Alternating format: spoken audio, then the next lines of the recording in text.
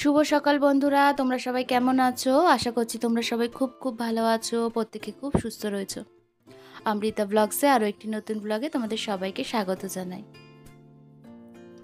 আজ হচ্ছে তোমার শুক্রবার, আর সকালবেলায় ঘুম থেকে উঠে আগে কিন্তু কিছু কাজ করে নিয়েছি, আর নিয়ে তারপরে কিন্তু চা করে খেয়ে নিলাম। আর জানো তো আমি মানে ভীষণই শরীর খারাপ বলতে গালে ভীষণ ব্যথা, প্রচুর পরিমাণে ঠান্ডা লেগে গেছে। আর আমার তো অ্যাজমা রয়েছে, তো ওই ঠান্ডাটা লেগে লেগে আর গালে না পুরো ফুলে গেছে একটা সাইড, মানে আমার ডান দিকের সাইডটা গালের পুরো ফুলে গেছে। আর দুদিন ধরে একদমই মানে কান গলা আর পুরো মুখটা একদমই ব্যথা হয়ে রয়েছে, কিছু করতেই পারছি না। ভীষণ শরীর খারাপ ছিল, মানে 2-3 দিন ধরে খুব ব্যথা করছিল, তো সেই কারণে ভিডিও আমি করতেও পারিনি আর তোমাদের সঙ্গে শেয়ারও করতে পারিনি। তো আজকে একটু ঠিক হয়েছি, তো তার মাঝখানেই কাজগুলো করছি, করে নিয়েই আর তোমাদের সঙ্গে, আর নাহলে ভিডিও দিতেও পারবো না, অনেকটা হয়ে যাবে, ভিডিও গ্যাপ হয়ে যাবে। তো সেই কারণেই ভাবলাম যে আজকে যাই হোক একটু করে ভিডিও করে আর তোমাদের সঙ্গে শেয়ার করি। তো সংসারের কাজ তো ঠিকঠাক মতন মানে করা হয়নি, তো সেই কারণে তোমাদের সঙ্গে আমি কিন্তু ভিডিও শেয়ারও করতে পারি। মানে কিছু কাজ করেছি, একদম না করলে যেগুলো নয় সেই কাজগুলো করেছি, করে কিন্তু আবারও আমি মানে রেস্ট নিয়েছি। মানে এত ব্যথা করছিল যে পারছিলামই না, পুরো গাল আর পুরো কান একদম ফুলে গেছিলো কদিন ভোর। তো ভিতরে ভিতরে এতটা ঠান্ডা লেগে গেছিলো, তো সেই কারণেই প্রচুর পরিমাণে ঠান্ডা লাগাতেই আমার এরকম মানে গাল মুখ পুরো ফুলে গেছিলো। এখনও দেখতে পাবে হালকা হালকা একটু ফোলা আছে, তো আমি ডাক্তার দেখিয়ে ওষুধ খেয়ে নিয়েছিলাম, তো সেই কারণে এখন একটু ঠিক আছি। আর এটা অ্যান্টিবায়োটিক ওষুধ, মানে প্রচুর পরিমাণে ঠান্ডা লেগে গেছিলো, তো সেই কারণে। আর এইটাই যে আমার এই যে শ্বাসকষ্ট শুরু হয়নি, ভীষণ শ্বাসকষ্ট শুরু হলে কিন্তু আরও বেশি কষ্ট হয়, তো সেটা ঠাকুরের আশীর্বাদে হয়নি, তো সেই কারণে আমি এখন একটু ঠিক আছি। কারণ শ্বাসকষ্ট যদি আমার একবার শুরু হয়ে যায় তো আমাকে হসপিটালে অ্যাডমিট হতে হয়, অক্সিজেন নিতে হয়, তারপরে কিন্তু আমি কিন্তু ঠিক হই, নাহলে কিন্তু আমি ঠিক হতে পারি না। তো যাই হোক, তো সেটা নিতে হয়নি, ওষুধের দ্বারাই কমে গেছে। আর মানে সত্যি কথা বলতে পুজো আর কদিন, মাত্র 1 সপ্তাহ মতন হাতে রয়েছে, তো আমার এখনও কিচ্ছু হয়নি। মানে ঘরের যা জিনিস কিনেছি সেটাই তোমাদের সঙ্গে শেয়ার করেছি। এখনও পর্যন্ত আমার কিন্তু কিছু নেওয়াও হয়নি আর কিছু কেনাকাটাও করা হয়নি, কারণ বাড়িতে প্রত্যেকেরই অসুস্থ মানে ছিল, মা বোন হাজব্যান্ড সবাই, বাবা সবাই ছিল, তারপরে আমি অসুস্থ হয়ে পড়লাম, তো সেই কারণে সেরমভাবে কিছু মানে কেনা হয়নি এখনও পর্যন্ত। তো এখন কিনতে যাব, তো আজকে ছেলে বেরাবে কেনাকাটা করতে।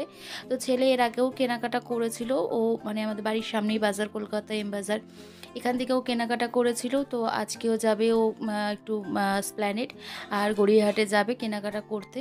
তো বেরাবে, তো সকাল সকাল ওকে ওর জন্য টিফিনটাও করে দেবো, ও টিফিন খেয়ে আর বেরিয়ে যাবে, কারণ সারাদিনের মতন বাইরেই থাকবে। তো গড়িয়াহাট স্প্ল্যানেড ঘুরতে গেলে তো অনেকক্ষণ সময় লাগবে, ঘুরে ঘুরে জিনিস নেবে, তো অনেকক্ষণই সময় লাগবে। তো এদিকে আমি সকালে আজকে টিফিনটা করে নেবো, নিয়ে তারপরে কিন্তু বাদবাকি কাজগুলো করব। তো দেখো এখন এই বিছানাটা গুছিয়ে নিচ্ছি। এই যে দুটো চাদর গায়ে দেওয়ার, তো চাদরগুলো একটু ভাঁজ করে গুছিয়ে রাখছি। আর বিছানার যত বালিশ এগুলোর ছিল সমস্ত কিন্তু রোদ্দুরে দিয়েছি। সকালে ঘুম থেকে উঠেই দেখলাম বেশ ভালো রোদ উঠেছে, তো কদিন ধরে আবারও বৃষ্টি হচ্ছিল, তো সেই কারণে ভাবলাম যে বালিশ কাঁথাগুলো মানে বালিশগুলো একটু রোদ্দুরে দিয়ে দিই। তো বালিশগুলো রোদ্দুরে দিয়ে দিলাম, ওইভাবেই কিন্তু আমাকে মানে বাইরে ব্যালকনিতে দিতে হয়, কারণ জায়গা তো একদমই কম যে দেওয়ার মতন। আর ছাদে তো দিতেই পারবো না, কারণ হচ্ছে ছেলেও নেই, আর আমি ওই ওপর নিচ করতেও পারবো না, যে বা বৃষ্টি আসলে তাড়াতাড়ি গিয়ে তুলে নিয়ে আসতে, আবার সেটাকে দেওয়া তো সম্ভব হবে না, তো সেই কারণে এখানেই দিয়ে দিলাম। আর ওপরে ছাদের দিলেও সমস্যা, কারণ কখন বৃষ্টি শুরু হয়ে যাবে বুঝতেও পারবো না, আরও তাহলে ভিজে যাবে, তো বরং তার থেকে এখানেই দেওয়া থাক। এখানেও ভালো রোদ্দুর আসলে কিন্তু আমার বালিশগুলো একদম রোদ্দুর লেগে যায়, মানে ভালোই রোদ লাগে বালিশগুলোর মধ্যে, আর গরমও হয়ে যায়। তো বালিশগুলো ওখানে দিয়ে এসে আমার এই যে ডাস্টিংয়ের কাজগুলো রয়েছে সেগুলো করে নিয়েছি। আর এদিকে কিন্তু ছেলে চলেও গেছিলো, ওকে টিফিন করে দিয়েছিলাম। তো তো পরোটা আর আলু ভাজা করে দিয়েছিলাম, তো ও খেয়ে চলে গেছিলো আর আমাদেরও কিন্তু খাওয়া দাওয়া হয়ে গেছিলো।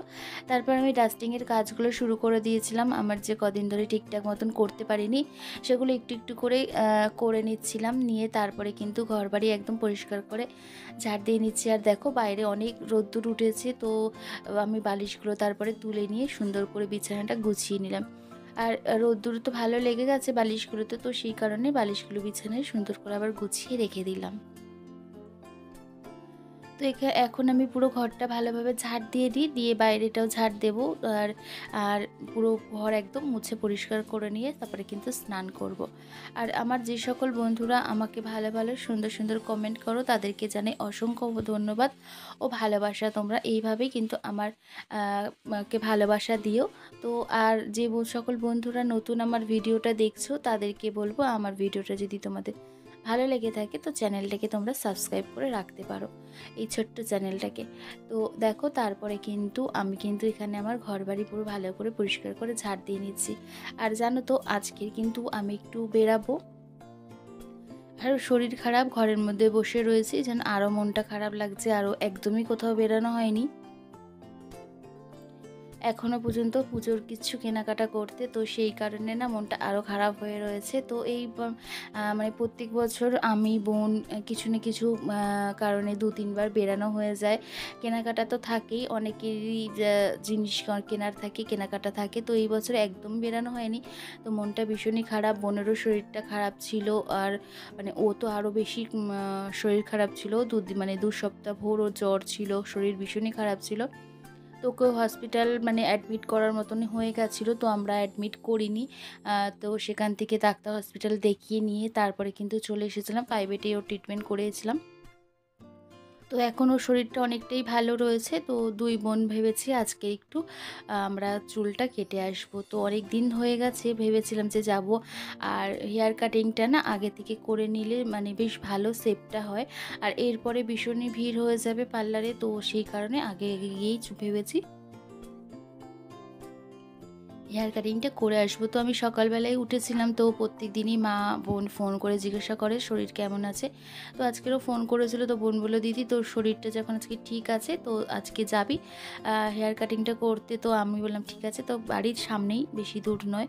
তো বোন আমি বিকেলে ভেবেছি আজকে আমরা হেয়ার কাটিংটা করে আসবো। তো তোমাদের সঙ্গে সেটা শেয়ার করব, তোমরা দেখতে থাকো। আমি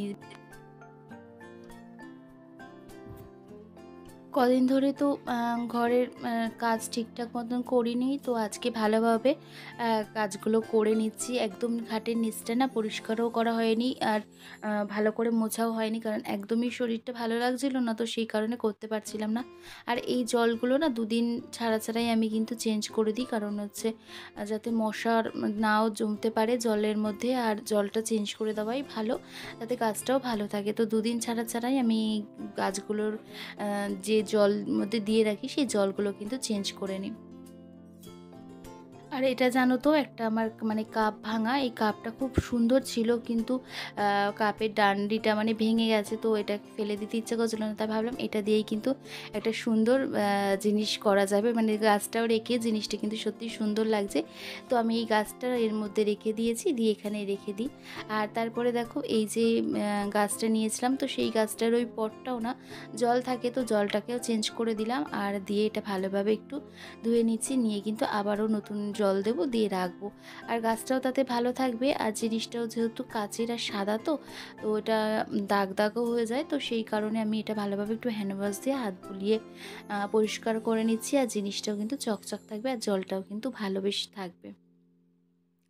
তো এইভাবে গাছটাকে আবার সুন্দর করে গুছিয়ে রেখে দেবো, আর মানে জল দিয়ে সুন্দর করে সাজিয়ে এখানে আবার রেখে দেবো। তো এখানটা ভালোভাবে ধুয়ে নিচ্ছি, আর এই জল মানে এই পটটার মধ্যে না আমি আমার এই খাওয়ার জলটা ইউজ করি, কারণ আমাদের জল তো ভীষণ আয়রন, তো এটাতে দিলে পরে দাগ হয়ে যাবে, তো সেই কারণে খাওয়ার জল একটু এর মধ্যে ইউজ করে নেবো। এখান থেকে এটা ধুয়ে নিলাম, নিয়ে তারপরে কিন্তু আমি এই বোলটার মধ্যে তোমার হচ্ছে খাওয়ার জল দিয়ে গাছটা কিন্তু তারপরে রেখে দেবো। তো দেখো ধোয়ার পরে কি সুন্দর গাছটা তরতাজা লাগছে আর বেশ সুন্দরও লাগছে মানে গাছটা। তো এইভাবে ঘরের কাজগুলো টুকটুক করে সমস্ত করে নিলাম, নিয়ে তারপরে কিন্তু স্নান পুজো দিয়ে নিলাম। আর এখন দেখো বিকেলবেলায় শুভ সন্ধ্যা বন্ধুরা। আর আকাশটা তোমাদেরকে দেখাই, আমি ভাবলাম এখানে সন্ধে দিচ্ছিলাম মানে দেবো বলে উঠেছি, তো দেখি আকাশটা এত সুন্দর, ভাবলাম তোমাদের সঙ্গে শেয়ার করি। তো দেখো কত সুন্দর আকাশটা লাগছে, আকাশটা এত ভালো লাগছে, মনটা বেশ ভালো হয়ে গেল।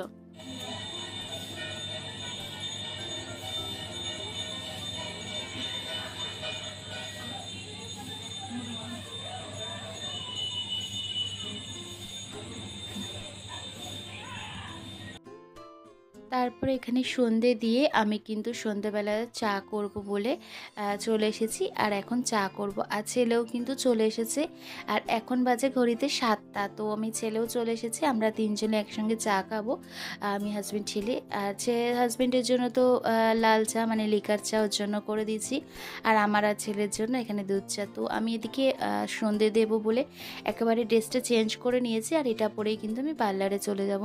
তো একেবারে ড্রেস চেঞ্জ করে সন্ধে দিয়ে নিয়েছি, দিয়েই তারপরে কিন্তু আমি এদিকে চাটা করে নিলাম। তো চাটা খেতে খেতেই এদিকে রেডিও হয়ে যাব, চাটা একটু ঠান্ডা হতে হতে তো রেডি হয়ে তারপরে কিন্তু বেরিয়ে যাব চুল কাটতে। তো এখানে দেখো আমি কিন্তু হাজব্যান্ডেরও চা করে দিলাম, আর আমাদের দুজনের ওদিকে চা নিয়ে নিলাম আমার আর ছেলে। তো ওখানে বসেও আমরা চাটাও খেয়ে নেবো, আর তারপরে আমি একটু রেডিও হয়ে নেবো। আর চাটা যতক্ষণে খাবো ততক্ষণ মানে চাটা ঠান্ডা হতে হতে আমি মোটামুটি রেডি হয়ে যাব। তো দেখো এখানে কিন্তু আমি রেডি হয়ে গেলাম, আর পার্লারে যাবো, জাস্ট চুলটা আঁচড়ে নিয়েছি আর একটু মুখে জাস্ট ক্রিম মেখে নিয়ে সিঁদুরটা পরে নিলাম। তো রেডি হয়ে চা খেয়ে বাসনগুলো ধুয়ে তারপরে কিন্তু পার্লারে চলে আসলাম। আর এখানে দেখো এই পার্লারটা এত সুন্দর করে সাজানো, খুব সুন্দর একটা পার্লার। তো সুন্দরভাবে সাজিয়ে রেখেছে পার্লারটা। তো এখানে আমি হেয়ার কাটিং করতে বসে পড়েছি, আর ওখানে ওদের কাজ চলছিল। তো বোনেরও দিকে কিন্তু হেয়ার কাটিং হয়ে গেছে, ও আগে করে নিয়েছে, তারপরে কিন্তু আমি করছি। তো এখানে আমার হেয়ার কাটিংয়ে করার পর একটু ওয়েট করছিলাম যে আমার চুলটা সেটিং করে দেবে আর আইব্রো করে দেবে। তো আমার আইব্রো ভীষণই মোটা হয়ে গেছে, মানে অনেক দিন হয়ে গেছে আমি করিনি, তো একেবারে পুজোর সময় করব বলেই তো এখানে আইব্রোও করব। আর একদিকে দেখো আমার আইব্রো করার পর চুলটা কিন্তু সেটিং করে দিচ্ছে। আর এরমভাবে কিন্তু আমার চুলটা আমি কেটে নিলাম, আর এটা আমি লেয়ার কাট কেটেছি। আর প্রত্যেক বছরই এই লেয়ার কাটই কাটি, আর চুলটা ভীষণই খারাপ হয়ে গেছিলো, মানে ভীষণ দিকটা না ভীষণ রাফ হয়ে গেছিলো। তো অনেকটা চুল আমাকে বাদ দিতে হয়েছিল, নিচের দিকটা যেহেতু হাইলাইট করা ছিল, তো সেই কারণে চুলটা আরও ভীষণ রাফ হয়ে গেছিলো। তো দেখো ফুল অ্যান্ড ফাইনাল আমার হেয়ার কাটিংটা এরকম হলেও বেশ ভালো লাগছিলো আমার হেয়ার কাটিংটা এরকম করার পর, আর বোনেরও বেশ ভালো লেগেছে। তো টাটা, আজকের মতন ভিডিওটা এখানেই শেষ করলাম। খুব শীঘ্রই তোমাদের সঙ্গে আবার একটা ভিডিও নিয়ে আসবো। আর বাড়িতে এসে রান্না করে নিলাম, আর এইভাবে আজকের দিনটা কাটালাম। তো তোমরা সবাই ভালো থেকো, সুস্থ থেকো, আর সবাইকে ভালো রেখো। আর আমার এই ভিডিওটা ভালো লাগলে একটা লাইক করে দিও, আর এই ছোট্ট চ্যানেলটাকে সাবস্ক্রাইব করো, পাশে থেকো।